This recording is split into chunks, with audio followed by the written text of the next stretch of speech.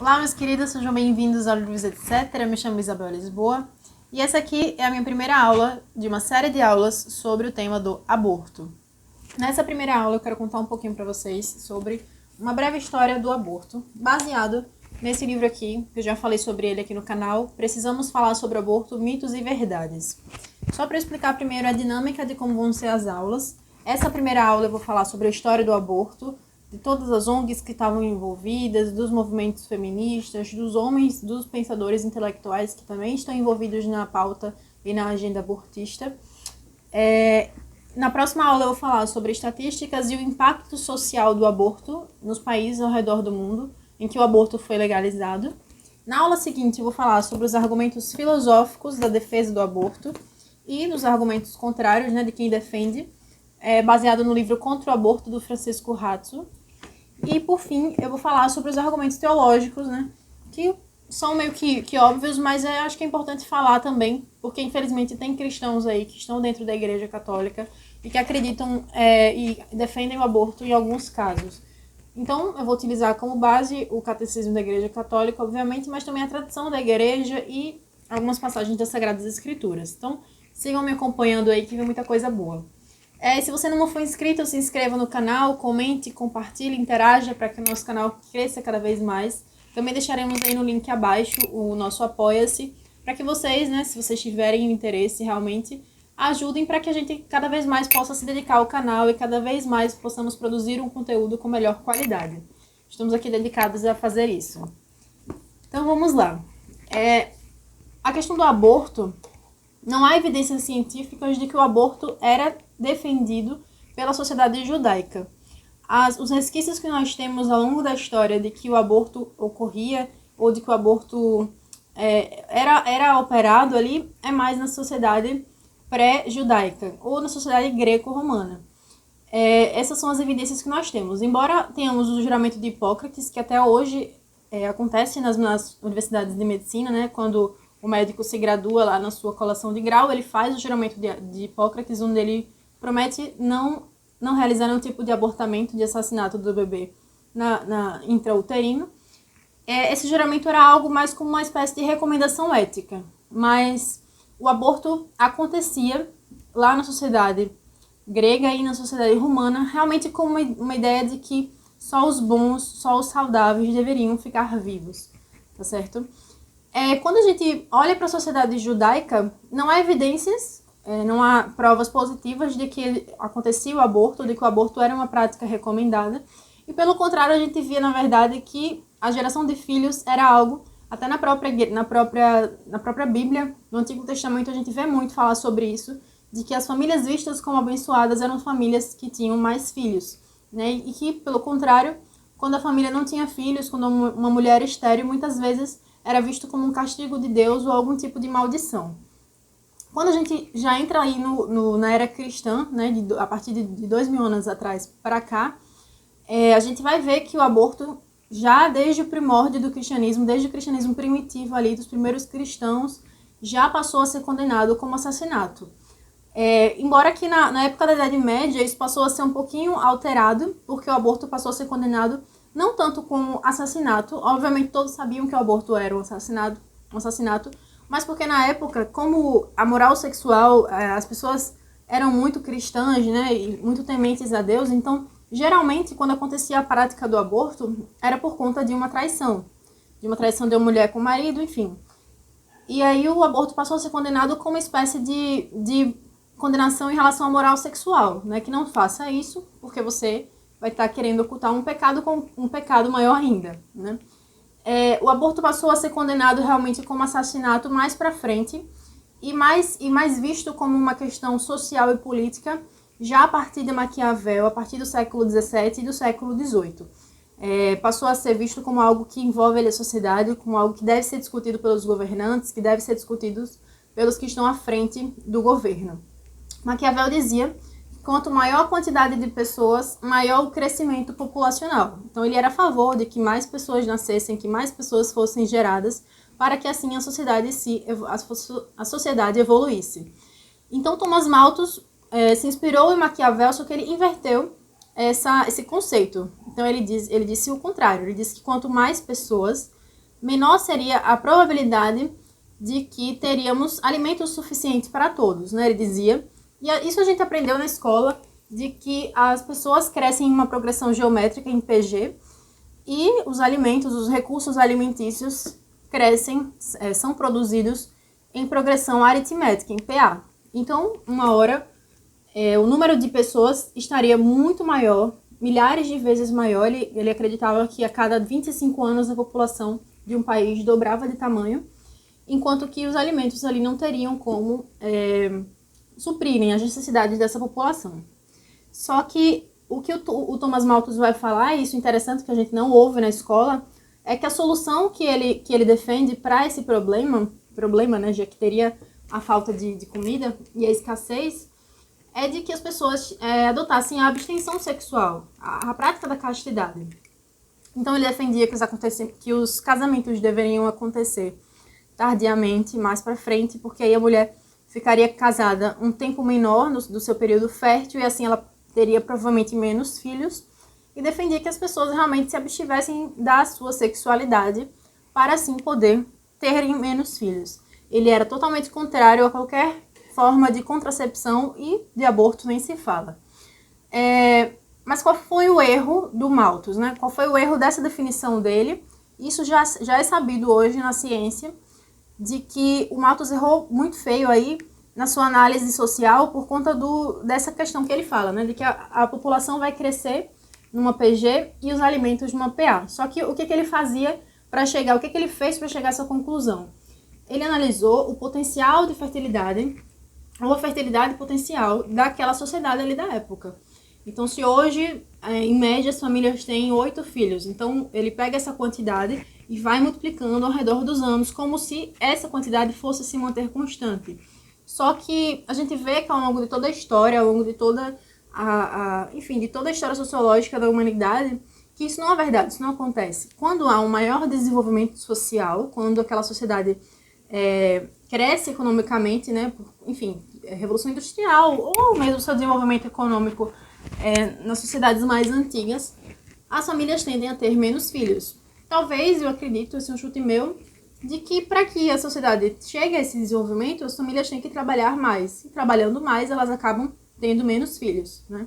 Então, muitas pessoas geram crescimento econômico, e quando esse crescimento econômico é atingido, as famílias têm menos filhos. Também há uma estatística de que as pessoas que têm mais filhos costumam ser mais pobres. Então, se as pessoas ficam mais ricas, logo elas têm menos filhos.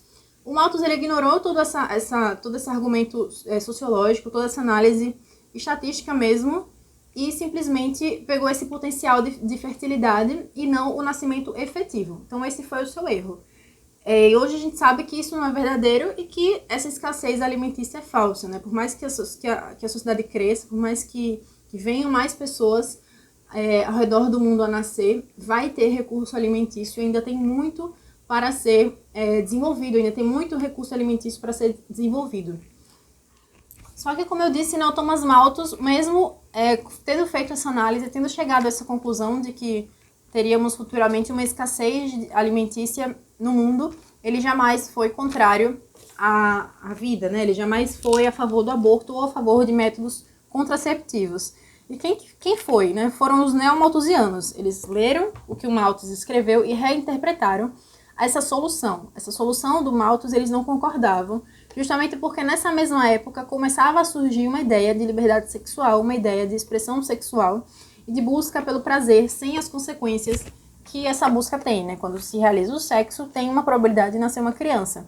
E os neomalthusianos, eles não queriam lidar com essa consequência que pode acontecer. Então, o que eles começaram a sugerir? Os métodos contraceptivos e o aborto.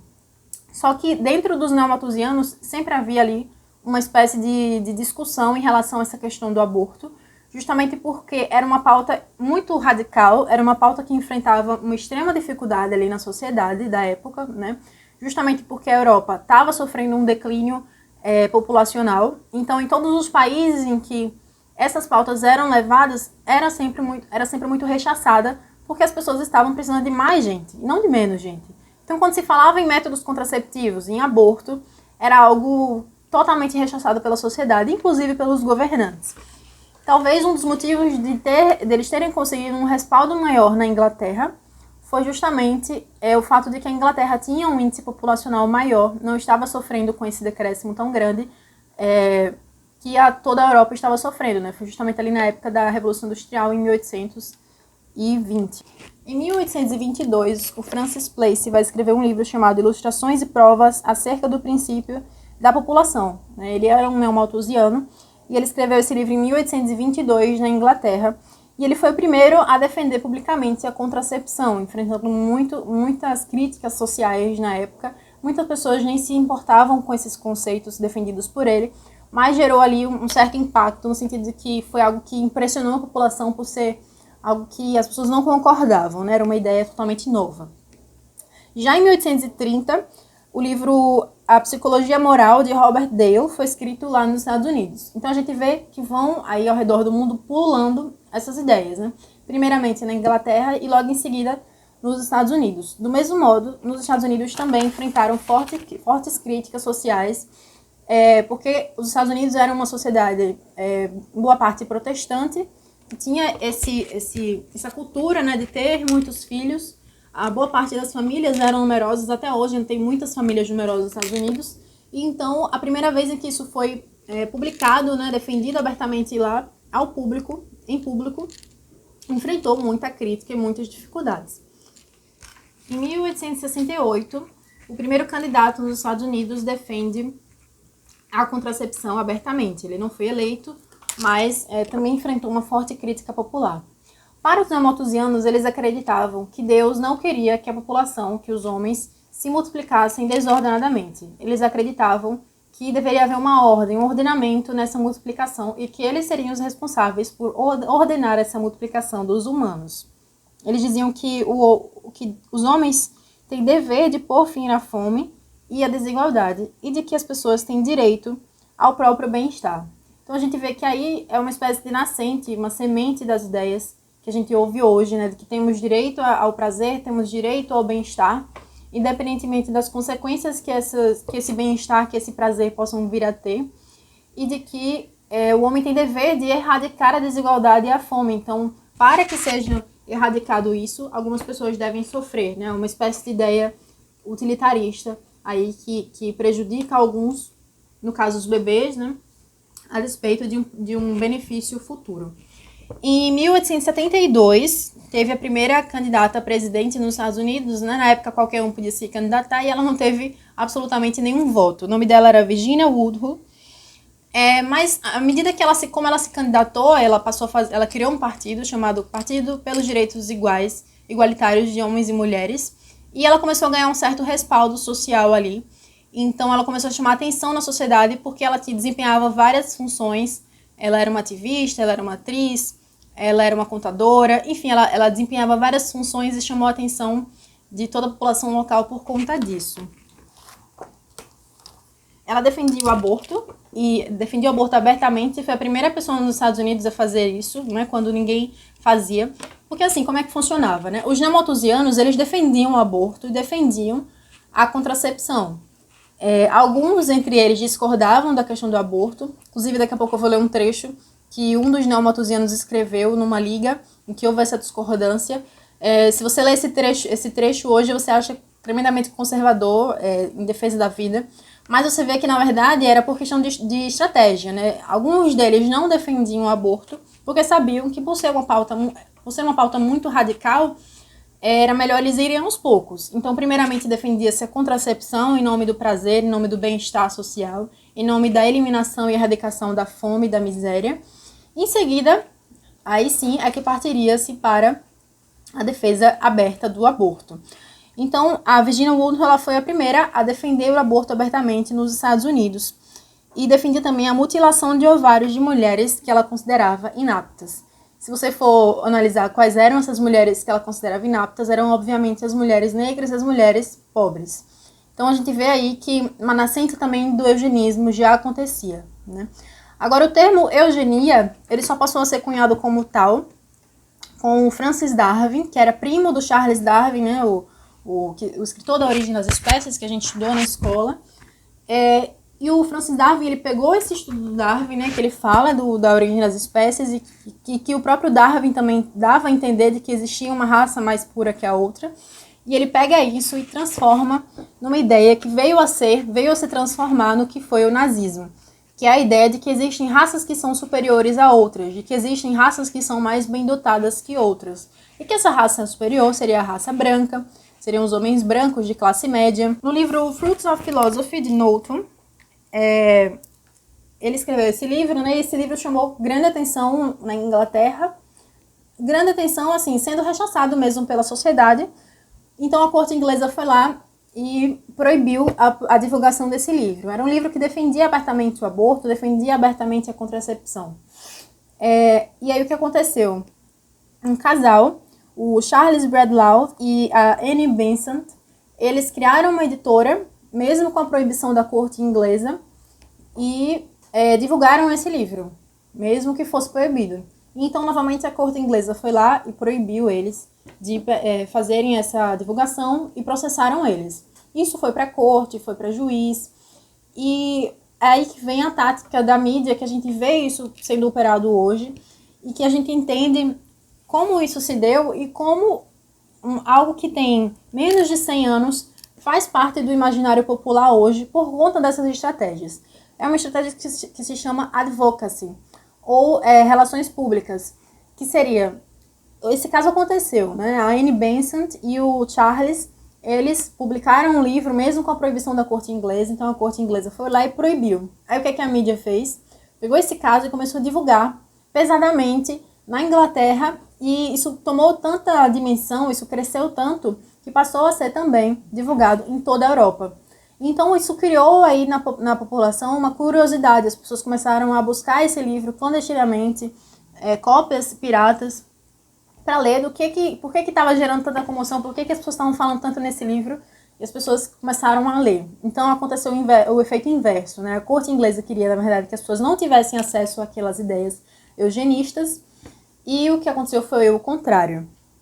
Só que aí o que a mídia fazia, né? A mídia divulgava isso como se isso já fizesse parte da opinião popular, como se as pessoas já concordassem com isso, e colocando a própria corte inglesa como uma espécie de vilãos, né? Que eles queriam impedir a população de ter acesso a esse conhecimento. Eles queriam manter uma espécie de tradição moral, e eles estavam impedindo, de certo modo, o progresso ali social, né? Tentando barrar esse livro. Então, cada vez mais, a propaganda desse livro foi feita, e a Annie Besant e o Charles, eles ficaram mais conhecidos e mais famosos. Então, eles criaram a primeira Liga Malthusiana, e essa liga se espalhou pela Europa. Foi uma liga que fez muito sucesso, que passou a acontecer em vários países justamente por conta dessa massificação da mídia, dessa estratégia que a gente vê até hoje sendo adotada, agora em pautas mais extremas ainda, né, como a pedofilia, como o aborto legal em todos os casos. Enfim, a gente vai ver como isso está muito relacionado a essa história aqui. Então, estima-se que ao longo de 15 anos, essa Liga Malthusiana conseguiu vender mais de 15 mil panfletos. Esses panfletos, que eram publicitários, né, eram livros bem curtos, eles defendiam as famílias pequenas, eles diziam que famílias pequenas eram mais virtuosas, defendiam casamentos precoces mais cedo para que aquele casal explorasse a sua sexualidade, e que eles, né, utilizassem de métodos contraceptivos para, enfim, aproveitarem mais a vida, para curtirem mais a vida. A gente ouve isso sendo falado até hoje, né, quando a gente vê um casal que acaba de se casar, né, recém-casados, as pessoas falam, vamos curtir aí uns 2, 3 anos para só aí vocês virem a ter filhos. Então é daí que vem essa ideia, né, essa ideia que hoje faz parte do imaginário popular, vem daí. E eles começaram a vender esses panfletos populares, e isso começou a fazer muito sucesso na Inglaterra. Como eu disse, em toda a Europa era proibida a venda e a divulgação desses panfletos por conta do decréscimo populacional que a Europa enfrentava, mas ainda assim eles conseguiam ali sorrateiramente espalhar esses panfletos e difundir as suas ideias. Então, com o passar dos anos, cada vez mais, essas ideias neomalthusianas, essas ideias eugenistas passaram a ser mais populares. E só em 1910, então, o primeiro livro que defendia abertamente o aborto. Os outros livros falavam somente da questão da contracepção. O primeiro que falou abertamente do aborto foi o livro Estudo sobre a psicologia do sexo, do médico Havelock Ellis, e ele foi o primeiro a colocar a sexologia como uma ciência experimental. Ele foi aí um pioneiro a trazer a sexologia para esse sentido. Ele dizia que deveríamos questionar a nossa sexualidade, deveríamos questionar todos os padrões sociais. Ele foi o primeiro, num outro livro seu, a propor que a homossexualidade não deveria ser vista como doença, como era visto na época, ou como uma espécie de desvio, né? Mas como uma expressão sexual e deveria ser realizada, deveria ser executada. E não só isso, ele já levava a homossexualidade para um viés político, dizendo que ser homossexual era quebrar padrões sociais, era quebrar a tradição moral sexual da época. E então ele foi o primeiro, um dos primeiros, na verdade, a propor que essas pautas mais tabus, né, relacionadas ao sexo, relacionadas a desejos que as pessoas tinham ali dentro delas, fossem expressados ali publicamente. E ele influenciou tanto a sociedade da época que o próprio Freud bebeu muito da fonte desse autor e desenvolveu sua teoria, onde ele falava que qualquer coisa que seja reprimida se transforma numa neurose. Então Freud também defendia que esses assuntos, não somente esses, a pauta da pedofilia já era colocada nessa época também, o aborto legalizado em qualquer estágio, a esterilização masculina, os divórcios, né, na época ainda não tinha, tudo isso fosse defendido abertamente para que as pessoas questionassem esses padrões morais e sociais para quebrar realmente a tradição. Então, desde o seu início ali, desde o início dessa pauta, não era algo meramente como uma espécie de liberdade da mulher, mas era simplesmente para executar uma agenda que tinha como interesse destruir a moral, destruir a tradição, destruir os valores vigentes da sociedade, que era uma sociedade cristã, né? A Inglaterra protestante e os Estados Unidos também protestante. Então, o Havelock Ellis, ele foi convidado para a primeira Liga Mundial para a Reforma Sexual, que aconteceu em 1928. E é interessante falar também que esse mesmo autor, ele falava que a prática do aborto já era executada nos países subdesenvolvidos. Ele, para escrever esse livro, ele viajou por vários países e ele dizia que nesses países subdesenvolvidos a prática já era aceita pelas pessoas. Então era esse argumento que ele utilizava para que o aborto fosse tornado legal nos países mais desenvolvidos. Se hoje a gente for ver uma pessoa que defende o aborto falando sobre essas questões, ele vai dizer justamente o contrário, né? Que hoje o aborto é legalizado nos países desenvolvidos e que por isso os países subdesenvolvidos deveriam legalizar também. É interessante fazer essa observação. Então, o Ellis ele foi convidado para essa primeira Liga para a Reforma Sexual, que aconteceu em 1928. E essa liga contou com a presença de Margaret Sanger, que já falei um pouquinho sobre ela, né? Ela foi uma das criadoras do que viria a ser a Planned Parenthood. Vou explicar mais sobre isso mais para frente. O Freud também foi convidado, a Mary Stopes também foi convidada. E eu vou ler aqui um trechinho das pautas que eram defendidas por essa Liga Mundial para a Reforma Social, para a Reforma Sexual, para vocês entenderem como é que funcionava a mente dessas pessoas.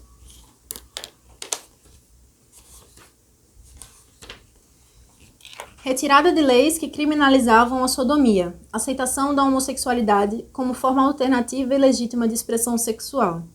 Legalização da prostituição, acompanhada de registro oficial pelo Estado com direito à inspeção de casas de prostituição e dos frequentadores. Isso já acontece em alguns países na Europa, né, que a prostituição é vista como um trabalho qualquer. Legalização e promoção de técnicas de anticoncepção e disseminação de serviços de profilaxia para conter a propagação de doenças venéreas.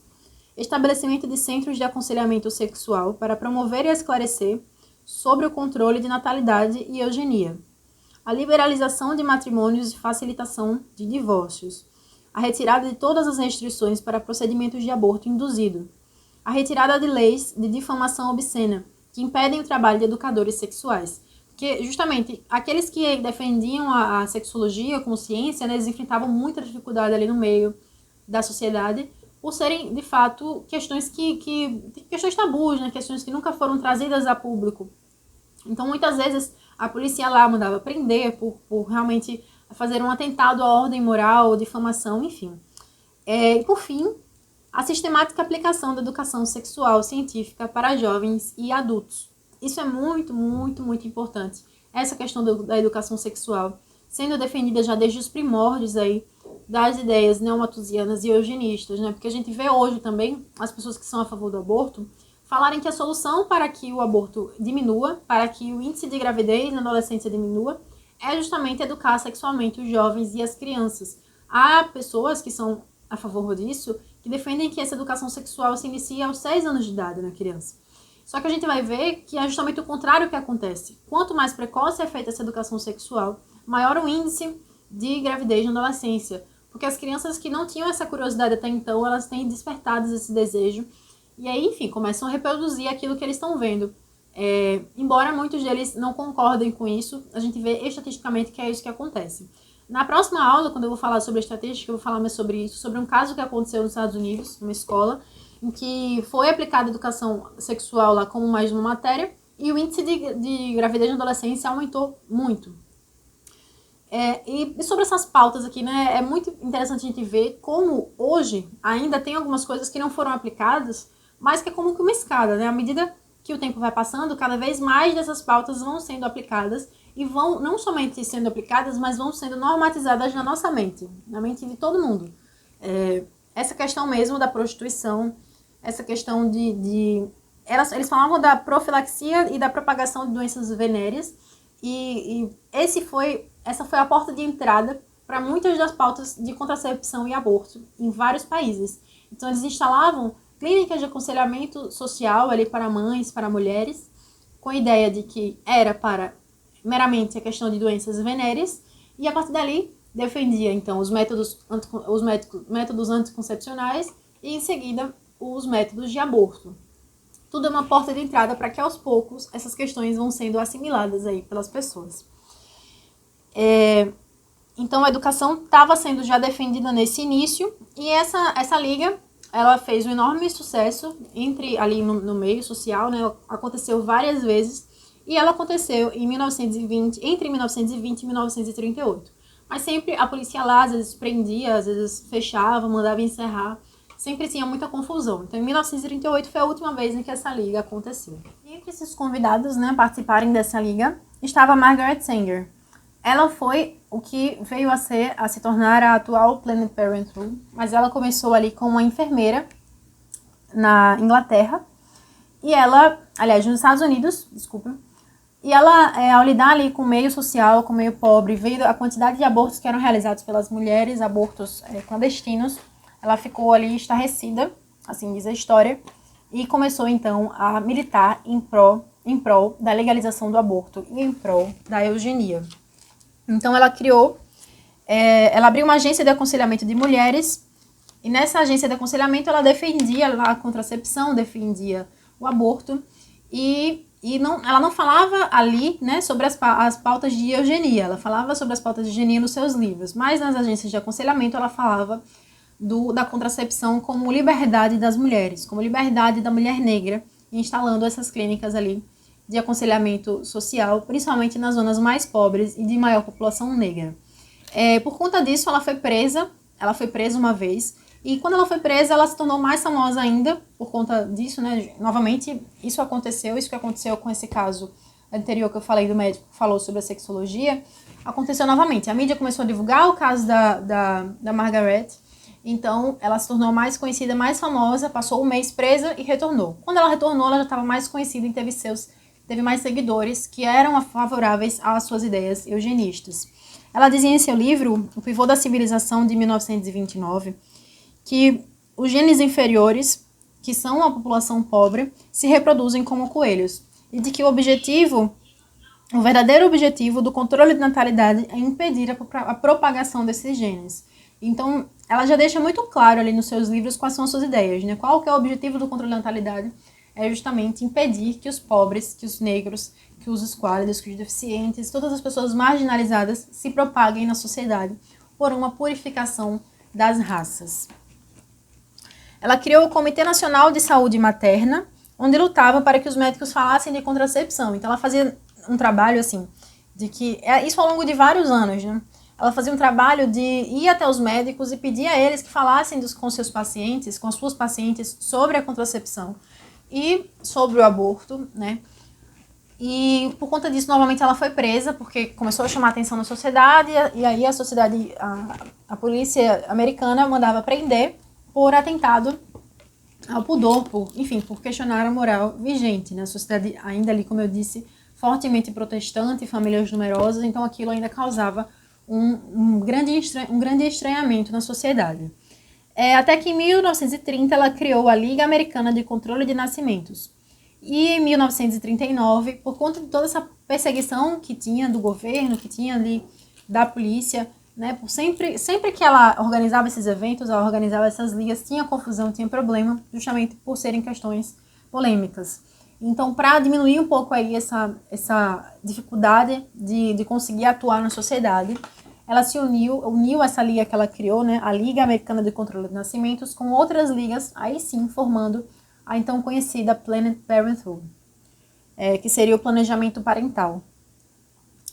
Então, agora a gente vai para a história de Mary Stopes. Eu falei um pouquinho sobre ela. Anteriormente, ela também foi uma das convidadas para essa liga. Sobre a Margaret Sanger, eu posso falar um pouquinho mais, acho que num outro vídeo só sobre ela, contando um pouco da história macabra que envolve as questões pessoais dela, as relações dela com a família, com o marido. Abandonou os filhos, foi atrás de um homem rico. Eles tinham um contrato no seu matrimônio de que ela podia dormir com quem ela quisesse. Eles moravam em apartamentos diferentes e só dormiam quando ela convidava ele. Enfim, ela era uma pessoa extremamente ardilosa e meticulosa nas suas ações e nas suas relações com os seus filhos e com, enfim, as pessoas que a circundavam. Ela defendia abertamente a eugenia, ela defendia abertamente a erradicação, a eliminação dos negros, das pessoas que ela acreditava serem inferiores. E é muito surpreendente ver como uma pessoa como essa, que influenciou tanto o pensamento feminista, hoje a gente vê que o feminismo atual, contemporâneo, as pessoas que se dizem feministas, se dizem lutar pelas pessoas que são menos favorecidas, quando justamente a ideia central do movimento feminista nessa pauta sexual é justamente eliminar essas pessoas. Isso é muito curioso. E realmente é motivo de a gente perceber como há uma desinformação, né, entre os meios feministas que não leem as suas próprias autoras. Porque a Margaret Sanger ela não é citada pelos meios feministas justamente por conta desse passado dela. Agora, a Mary Stopes, como eu ia dizendo, ela já é um caso emblemático, diferente. Porque embora ela tenha tido uma história bem similar da Margaret Sanger, ela é vista hoje como uma das grandes feministas da história do movimento. Na Inglaterra, ela foi laureada, recebeu prêmio. Tem um Instituto Mary Stopes, que é disseminado em todo o mundo, tem mais de 40 países que justamente defendem essas ideias de contracepção e aborto.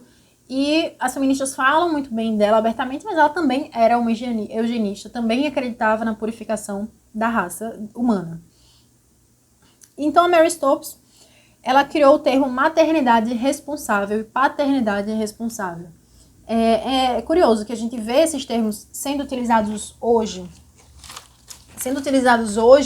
como uma espécie de melhoramento social, como uma espécie de desenvolvimento social, mas a nascente justamente essas ideias eugenistas. E ela foi criticada pelo Dr. Halliday Sutherland, que era um médico da época, um médico católico, e eu vou explicar um pouquinho sobre esse caso, que se tornou emblemático na Inglaterra, o caso Halliday Stopes, né? Halliday, o Halliday Sutherland e Stopes da Mary Stopes. O que aconteceu? O Halliday, ele criticava os livros da Mary, né, em que ela escreveu um livro, o livro se chama Married Love, e nesse livro ela fala que ela defende o amor livre, se trata da história de um casal, e eles vivem um amor livre, utilizam métodos contraceptivos, e esse livro, que é uma espécie de romance, se disseminou, fez sucesso na época, justamente para incutir na mente das pessoas essa ideia de contracepção, essa ideia de viver e curtir a vida num relacionamento livre, se relacionando com quem você quiser. Então, o Halliday, ele criticou pesadamente esse livro, não só esse, como outros livros que ela escreveu, e o marido da Mary Stopes, pediu então que ele fosse debater com ela.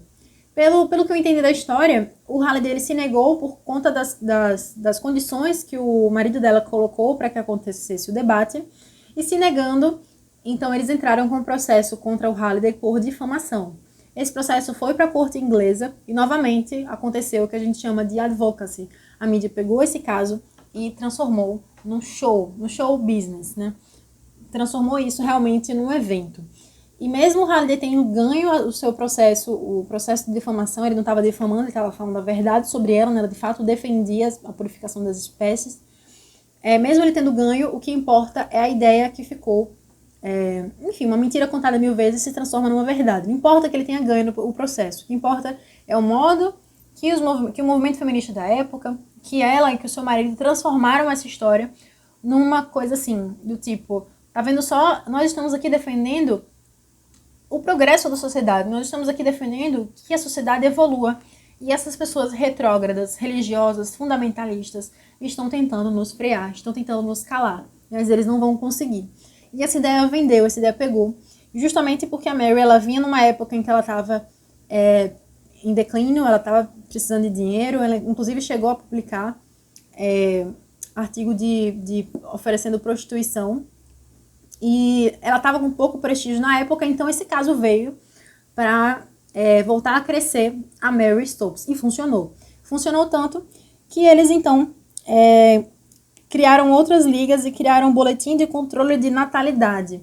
Isso na faculdade que a Mary exercia, né? Ela também foi criadora do termo paternidade responsável, maternidade responsável. E aqui o autor do livro, ele fala o seguinte, que esse termo paternidade responsável, maternidade responsável, se disseminou de tal maneira na sociedade que foi utilizado inclusive no Concílio Vaticano II pela Igreja ao falar sobre os métodos naturais, né? Os métodos que a Igreja permite que seja feito o espaçamento de filhos, desde que por motivos graves, né? Extrema pobreza ou alguma doença. Não é método contraceptivo, é a mulher conhecer o seu corpo e não ter relação sexual com o seu esposo no período que ela está com alta fertilidade.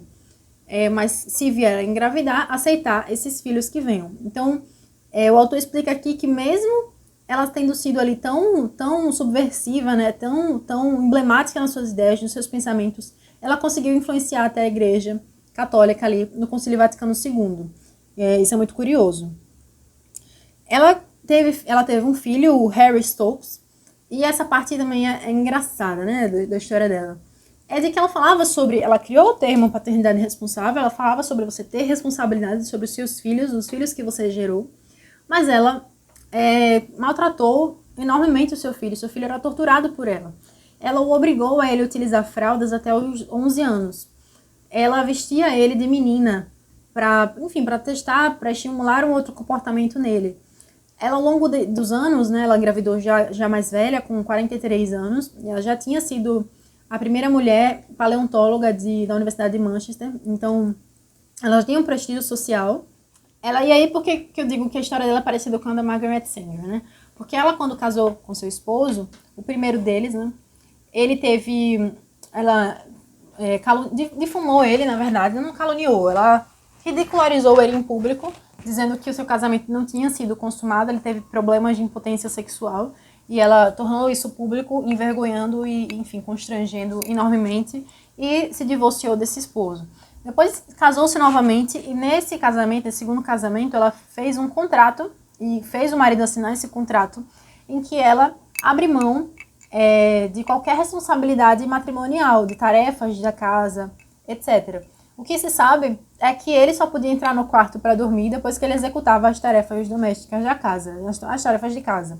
Então ele era obrigado a executar essas tarefas e ele só ia dormir depois que terminava. Já ela não tinha nenhum tipo de obrigação nessas tarefas, justamente porque ela estava aí nessa militância, né? E recebendo financiamento, recebia já financiamento das fundações Ford, das fundações Rockefeller, para difundir as suas ideias.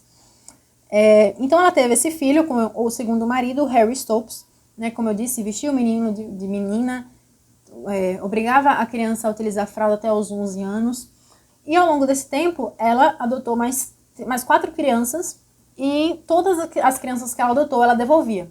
Ela adotou os filhos de uns tios dela, adotou o filho de uns tios dela, ficou com a criança durante um tempo, depois devolveu, dizendo que ele não tinha sensibilidade artística, Depois ela adotou uma criança órfã e devolveu dizendo que ele não tinha inteligência suficiente. Depois ela adotou uma terceira criança e devolveu dizendo que ele não podia viver numa família decente.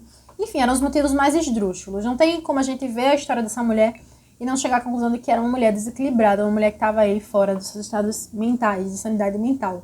Mas foi essa mulher que tinha, né, esses transtornos, que tinha essa loucura nas suas ideias, no que acreditava, que influenciou tremendamente a maneira em que a sociedade hoje enxerga a geração de filhos, né? E essa questão de enxergar os filhos como um transtorno. A Mary Stopes fez um trabalho pesado nessa disseminação dessa ideia de que filhos são um transtorno, de que filhos são um desperdício de tempo, de que filhos são muito trabalho. Então é melhor que tenhamos poucos filhos e cuidemos mais desses poucos filhos, evitando outros. Ou mesmo, se quisermos, não tenhamos nenhum, né, fazendo esterilização ou mesmo realizando aborto. A Mary, em um dos seus poemas, escreveu que católicos, judeus e russos são uma maldição ou algo pior. Ela detestava os católicos, os russos, justamente porque eles questionavam, né, a moral e os valores que ela defendia. E ela também, um fato curioso sobre a vida dela é que ela tinha uma amizade e um carinho muito grande por Hitler. Tem inclusive um trecho de uma carta em que ela manda para ele um livro e coloca como dedicatória uma carta para ele. Deixa eu ver se eu encontro aqui para ler para vocês. Querido Hitler, o amor é a maior coisa do mundo. Aceitaria o senhor estes poemas para os jovens de seu país? Os jovens têm que aprender a amar o particular, até que sejam suficientemente sábios para o universal. Confio que o senhor encontre algo que lhe agrade no livro, Mary Stopes. Então, você vê que é uma mulher que realmente acreditava nessas ideias, né, de que existe uma raça mais pura que outra. Ela já foi contemporânea de Hitler e tinha grande admiração por ele. Depois, com a guerra que houve na Inglaterra, ela acrescentou nesse poema que ela escreveu os prussianos, né, que estavam contra a Inglaterra. Então a gente vê que realmente é uma mulher de uma moral extremamente duvidosa. Outra questão sobre ela é de que ela teve esses problemas com o filho. Depois que ela casou com o segundo marido, com todas essas condições, ela abandonou o marido, levou o filho e casou com um terceiro homem, um homem rico, e fugiu do país da Inglaterra, foi para outro lugar. Então, realmente é uma mulher que tem uma biografia muito conflituosa, mas que influenciou pesadamente o modo como hoje enxergamos as coisas. Em seguida, ela criou, né, a entidade Mary Stopes International, que hoje já conta com sua participação em mais de 40 países, né, defendendo aí o aborto e a contracepção. Ela chegou a ser premiada na Inglaterra e conta realmente com um prestígio muito grande, tanto no meio feminista quanto no meio social como um todo. E agora a gente indo para a nossa última parte da aula, a gente vai falar um pouquinho sobre a história da Organização das Nações Unidas e o modo como essas organizações, como essas instituições atuaram para que hoje o aborto seja legalizado em vários países, para que hoje nós tenhamos o pensamento que temos hoje. Enfim, é muito importante que você preste atenção nessa parte, porque, de fato, é importante que você tenha esse conhecimento para você ver que as coisas não surgiram espontaneamente, não surgiram do nada.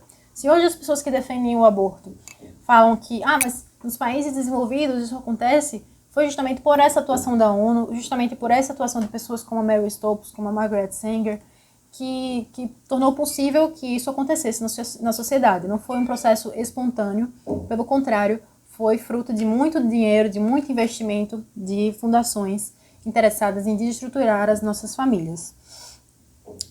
O controle de natalidade e o planejamento familiar foi financiado pela primeira vez em 1952 pelas fundações Ford e Rockefeller. Em 1960, a United States Agency for International Development, a Agência de Desenvolvimento Internacional dos Estados Unidos, em 1960, eles passaram a financiar os programas de planejamento familiar. E esse é o grande marco aí na história da Organização das Nações Unidas e na história do aborto. Aqui a gente pode chamar de USAID ou USAI, né, em português. Que seria justamente o quê, né? Eles conseguiram fundos para financiar esse planejamento familiar. Então, os não-malthusianos, eles conseguiram chegar na Organização das Nações Unidas e dizer, olha, as comunidades, as sociedades estão crescendo cada vez mais, vai faltar comida para eles, a gente precisa deter, vai faltar comida para todo mundo, né? Vai chegar ao fim do mundo se as sociedades continuarem crescendo como estão, nós precisamos deter esse desenvolvimento, esse crescimento de natalidade das sociedades. De que modo? Através da disseminação de métodos contraceptivos, através da defesa do aborto, etc. E isso realmente colou muito para os políticos, porque os políticos, principalmente dos Estados Unidos, da Inglaterra, eles não queriam que países subdesenvolvidos crescessem. Então, o primeiro lugar para que eles voltaram seus olhares, né, para dedicar e aplicar essas ideias neomalthusianas foi justamente os países subdesenvolvidos. E isso aconteceu entre 1960 e 1970, pesadamente. Então, cada vez mais ligas neomalthusianas eram organizadas nos países, com cada vez mais respaldo. Porque agora, com a Organização das Nações Unidas fazendo parte dessa teia, né, de funcionamento aí, dessa teia social, as organizações neomalthusianas tinham aí respaldo, tinham dinheiro para organizar eventos que estavam cada vez mais famosos, tanto na mídia, a mídia também colaborando com isso, e à medida que o tempo foi passando, cada vez mais as pessoas foram aceitando esses valores. E até que em 1966, o secretário-geral da ONU, ele divulgou um documento que foi assinado por 12 chefes de Estado, e nesse documento dizia algumas pautas em que eles defendiam abertamente o controle de natalidade, justamente para a detenção do crescimento dessas raças inferiores. Então, ele já é uma ideia eugenista, né? Só que era algo ainda bem na surdina, algo bem por baixo, para que as pessoas não se assustassem com essa ideia, né? Era uma época em que o nazismo tinha aí matado milhões de judeus, então as pessoas, quando viam essa ideia do nazismo, era algo, né, o Holocausto, era algo muito negativo, então eles não podiam defender abertamente isso. Então, do que eles chamavam?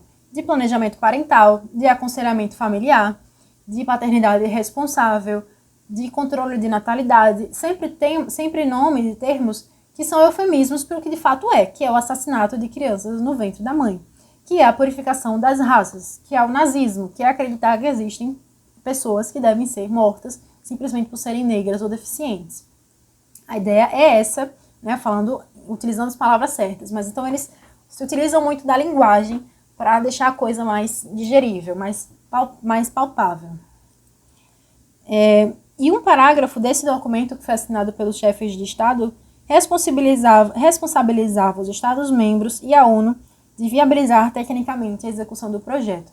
Então, o que acontecia, né? Como era uma época que tinha acontecido a Primeira e Segunda Guerra Mundial, foi então criada a ONU, a Organização das Nações Unidas, e foram criados mecanismos de evitar que as coisas chegassem ao ponto que chegaram na Primeira e Segunda Guerra, né, para que milhões de pessoas não morressem.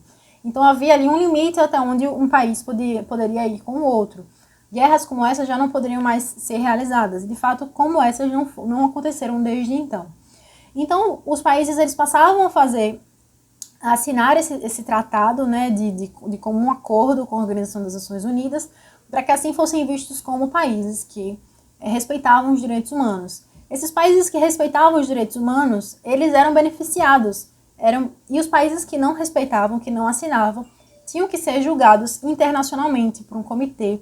E aí, quando um país como esse, que não respeitava os direitos humanos, que fosse julgado internacionalmente, ele não aceitasse se submeter a essas ideias das Organizações das Nações Unidas, tinha ali um comércio que era boicotado. Então, era muito pouco interessante para um país não fazer parte da ONU. Era necessário, na verdade, que se fizesse para que o comércio pudesse existir entre os países. Então, é através do dinheiro que vai se utilizando dessa manipulação para que todos defendam as mesmas ideias. E de início até, a ONU foi criada com uma boa finalidade, como eu falei, por conta da questão das grandes guerras do século passado, né? Para que essas mortes não acontecessem. Só que aí aconteceu um fenômeno, um fato que aconteceu muito interessante, que vai mostrar como eles se utilizaram desse mecanismo justamente para alterar o status quo, para alterar o establishment, de forma que as pessoas vão enxergar essas coisas. E na medida que esse parágrafo, né, fala que os Estados-membros e a ONU são responsáveis por viabilizar tecnicamente a execução do projeto de controle de natalidade, o que isso quer dizer? Que os países, cada país que assinou o termo lá de respeitar os direitos humanos, agora vai ser responsável por fazer o seu controle social no seu país. Cada país vai ter que ser responsável por isso, e a ONU também. Então, eles chegaram numa dificuldade, né? Não tem dinheiro, precisa de dinheiro para poder executar esse projeto. Então, foi criado em 1967 o Trust Fund for Population Activities, um fundo de atividades populacionais para viabilizar esse dinheiro. Então, os países mais ricos doavam dinheiro para que os países mais necessitados doavam dinheiro caridosamente, sem nenhum tipo de intenção, para que os países pudessem executar esses projetos aí de controle social. E à medida em que o dinheiro chegou, era o que faltava, o que precisava agora? Treinamento pessoal, né? Faltava ter pessoas que entendessem de como fazer esse aconselhamento, de como ensinar essas técnicas nas universidades. Então, a OMS ofereceu treinamento para os professores universitários interessados.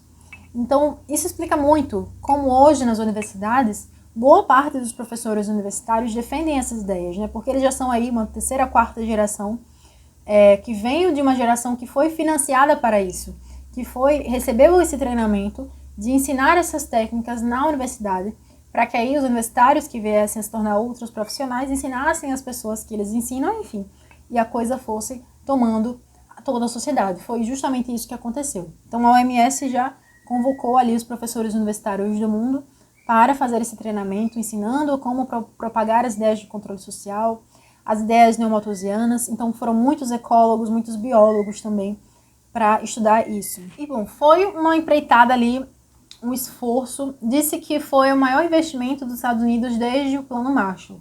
Para vocês terem uma ideia, foi muito dinheiro que foi investido aí. As fundações Ford, as fundações Rockefeller colocaram dinheiro aí também, porque eles tinham interesse nessa purificação das raças, eles tinham interesse de que os negros, de que os pobres fossem exterminados. Então, se envolveram aí nessas ações, né? A Unicef, a Unesco, a Organização Mundial do Trabalho, o Banco Mundial, a OMS, etc. Várias diversas instituições e organizações feministas.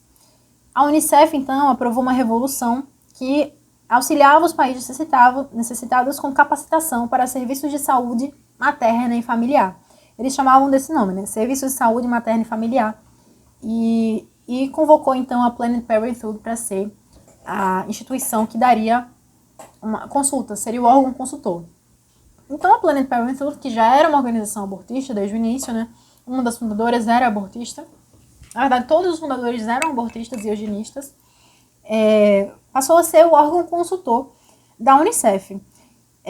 Vocês imaginem o tamanho de influência que isso teve, né? É como se os países fossem obrigados a fazer isso, senão eles perdiam as suas parcerias com outros países, os tratados internacionais de comercialização.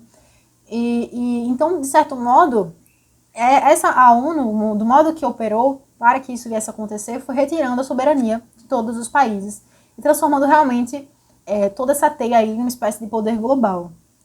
Quando a gente fala de globalismo, dos globalistas, não é mera teoria da conspiração, é de verdade, é fato, né? Existem pessoas que têm interesse e isso já é posto em prática, a gente tem aqui a prova, né, de que todos os países se comportem de uma mesma maneira para favorecer uma agenda.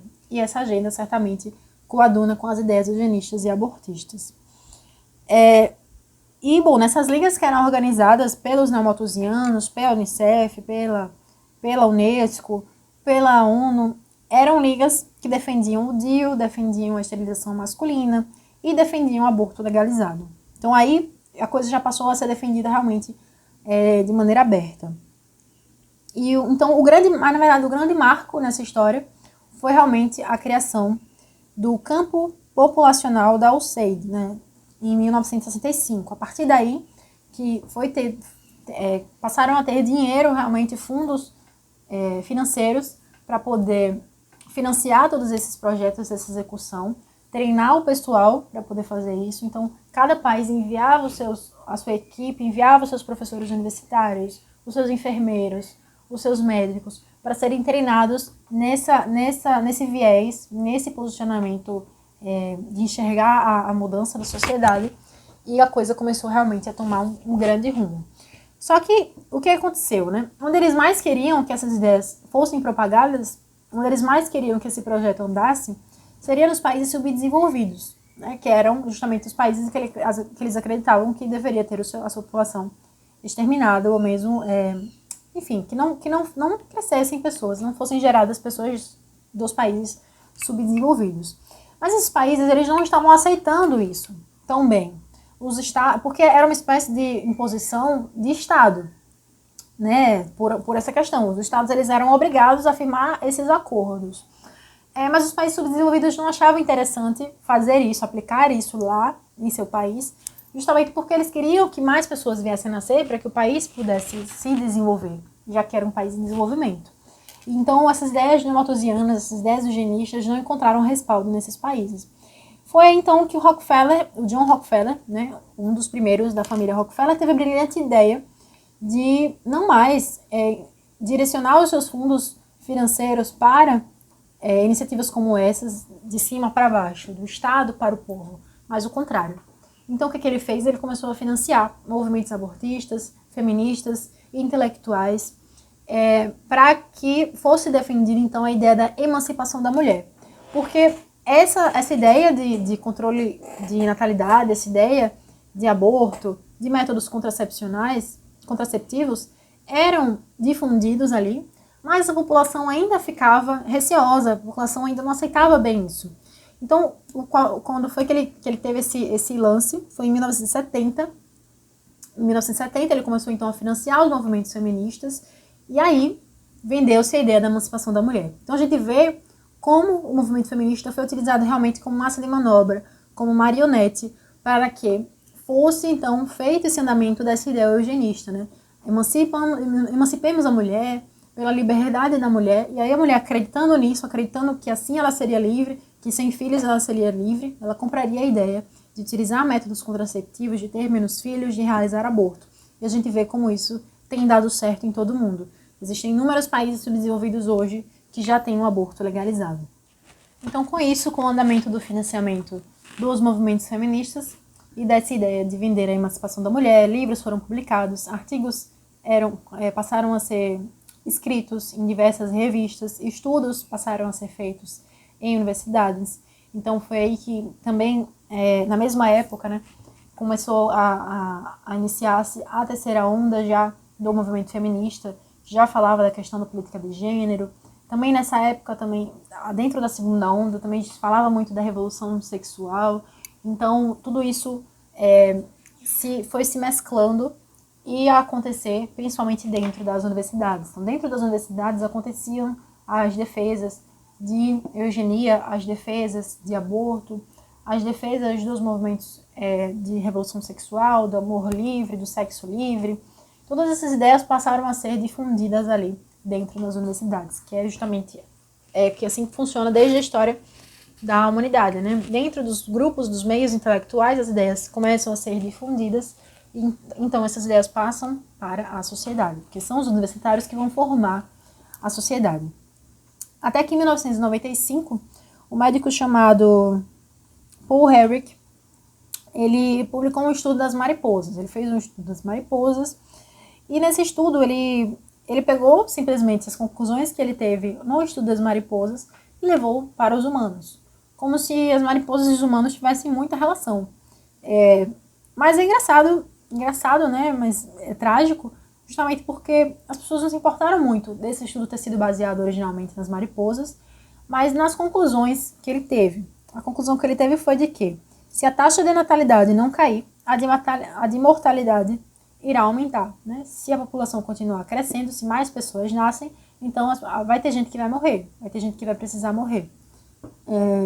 E ele simplesmente levou essa conclusão do meio dos insetos para os seres humanos e começou a realmente crescer, a ganhar muito respaldo, a ganhar muito espaço, muito respeito na sociedade. E por conta desse respeito, ele acabou virando um especialista em controle de natalidade. Ele ganhou um grande respaldo também na ONU e passou então a executar uma importante função ali. Nessa mesma época, o USAID envia milhares de aparelhos para a política do aborto, para realizar o aborto, em dezenas de países, e principalmente nos países menos desenvolvidos, mesmo nos países em que o aborto não era legalizado. A USAID simplesmente envia aparelhos para realizar o aborto, mesmo o aborto não sendo legalizado. Quer dizer, um desrespeito total à soberania dos países, mas eles enviaram, né? Só que como teve esse problema, né, de que os países ainda não aceitavam, então veio o Rockefeller e investiu nos movimentos feministas.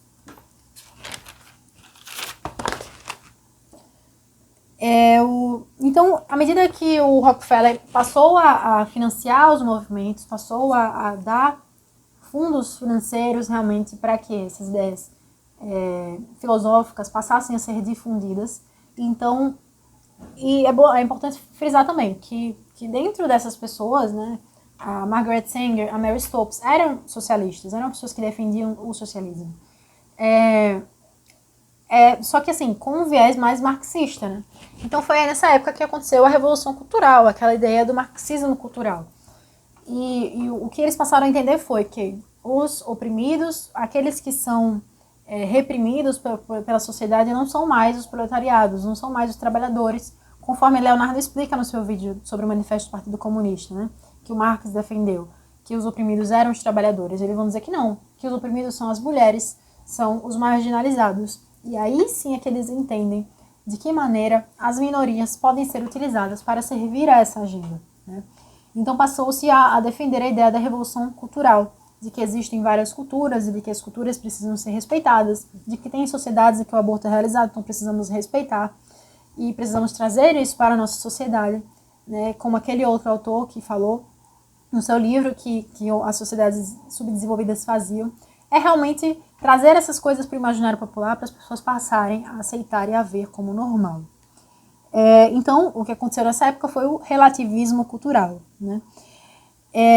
E passou a ser muito mais interessante para as organizações, para a ONU, para todas essas ONGs, porque deixando de ser somente uma pressão de cima para baixo dos estados, né, passou então a ser algo mais indireto, algo que passou ali a se realizar na sociedade e passou a ser normalizado com o tempo. E também nessa mesma época, de 70, né, foi escrito o livro do Antônio Gramsci, Os Livros, em que ele defende a luta cultural. Justamente ele fala sobre isso, né, de que os oprimidos não são mais os proletários, e sim aqueles que têm outras culturas, aqueles que são marginalizados, eles é que são os novos lutadores pela causa social.